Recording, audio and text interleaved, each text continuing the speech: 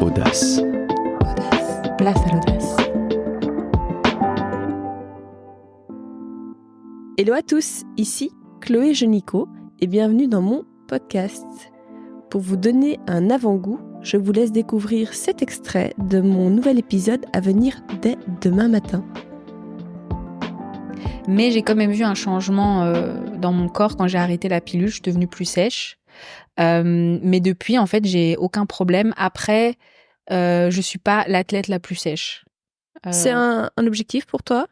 Non, parce qu'en fait, là, je me sens bien dans mon corps. Je pourrais être plus sèche.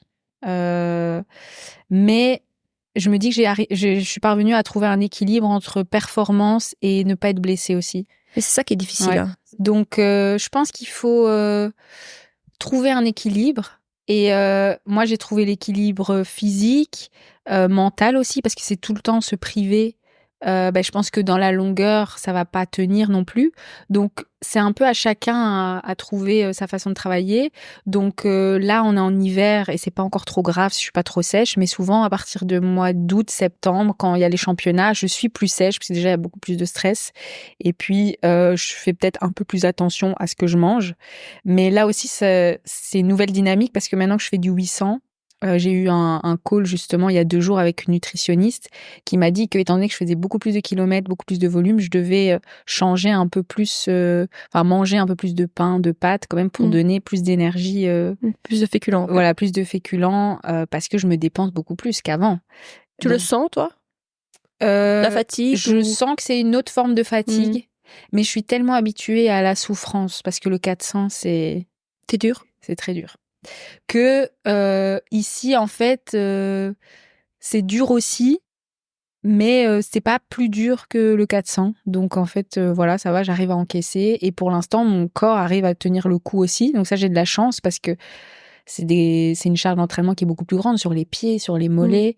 Et donc, je touche du bois. J'espère que ça va continuer. Mais on y a été vraiment crescendo. C'est ça qui est chouette avec le coach, c'est qu'il adapte les entraînements, les séances pour moi. Quand les filles font, par exemple, 12 fois 400, moi, je vais faire que 8 fois 400 parce que je suis pas encore prête à encaisser le volume qu'elles peuvent encaisser, vu que c'est les débuts, c'est le début pour moi.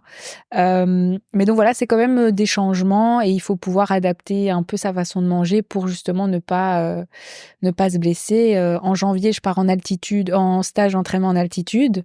Là, la nutritionniste m'a prévenu aussi qu'il fallait que je mange un peu plus, parce qu'étant donné qu'il y aura moins d'oxygène, il faut que je donne à manger, que je donne du carburant à mon corps. Sinon, en fait, je vais être fatiguée, je vais pas pouvoir encaisser les entraînements. C'est difficile entre performer et pas se gaver non plus. Enfin, tu vois. Ouais. C'est quoi, toi, ton rapport à l'alimentation ? Il est assez bon. Là encore, c'est Kevin qui m'a un peu formée. Merci d'avoir écouté cet extrait d'Audace. Si cette conversation vous a plu, il y a quelques façons simples de m'aider à faire grandir ce podcast et donc à attirer toujours plus d'intervenants de qualité. Premièrement, abonnez-vous pour ne rater aucun épisode.